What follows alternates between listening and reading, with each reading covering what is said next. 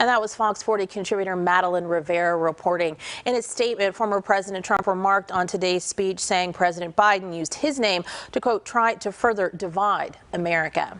California's own Speaker Nancy Pelosi, her desk, her office, a significant target of those who stormed the Capitol a year ago. Her fellow Californians in Congress, of course, also among those looking back as their place of business was compromised by insurrectionists who didn't want the legitimate results of the 2020 presidential election certified.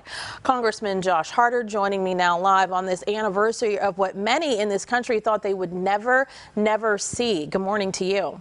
Good morning. Thanks for having me. Congressman, what is going through your mind as you reflect on this day a year ago? Well, it was such a shocking and appalling event. A mob taking over the U.S. Capitol to try to overturn the results of a free and fair election.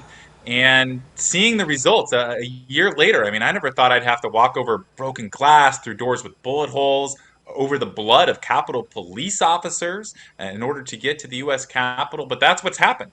But the most important message today is that it didn't work.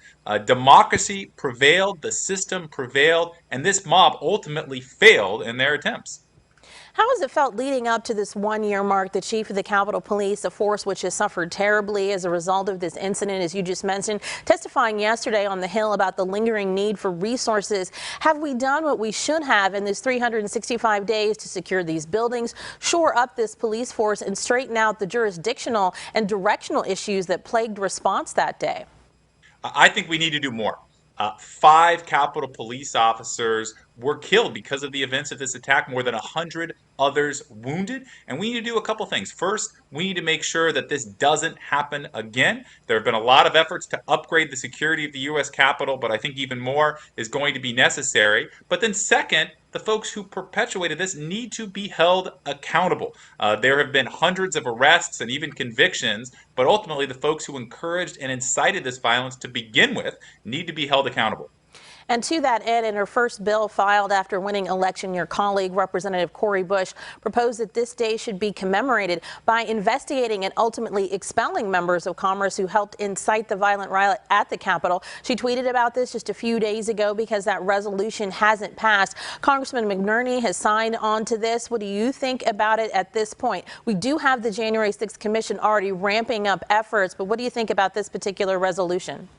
I think there absolutely needs to be accountability for the folks who encouraged and incited this violence. 147 members of Congress voted to overturn the election. But I think the most important thing for us to do now is make sure that this investigation moves forward as quickly as possible.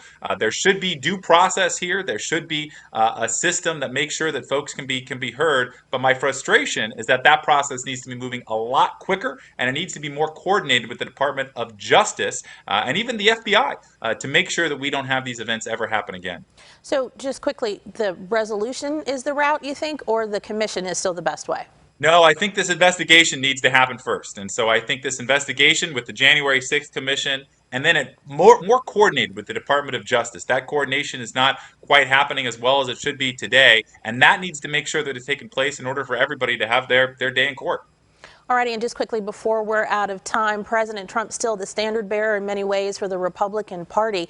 Now, when it comes to our political discourse right now, what needs to happen so that the American people know that Congress is actually working for them and working through its issues?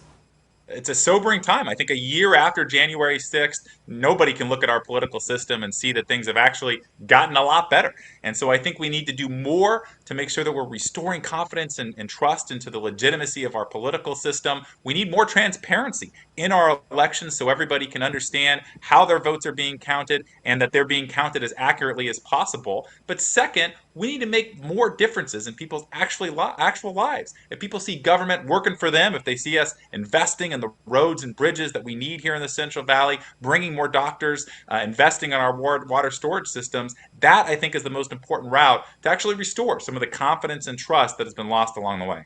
Thank you so much for offering your perspective to us this morning. We appreciate you. Thank you. Republican Congressman Doug LaMalfa was at the Capitol back on January 6, 2021. He's reflecting today about what happened then. The attack on the Capitol building was awful. It was terrible. But our government does not lie in a building. Our government lies in the hearts of the people and the hearts of those that they elect in this representative republic. LaMalfa represents California's 1st District. A group of Northern California leaders and potential political opponents are calling on that Republican congressman to resign, in part because of his response to the insurrection. The group says while most of his colleagues supported the creation of the Select Committee to investigate the January 6th attack on the Capitol, LaMalfa opposed it, calling it a, quote, partisan political committee to frame Republicans.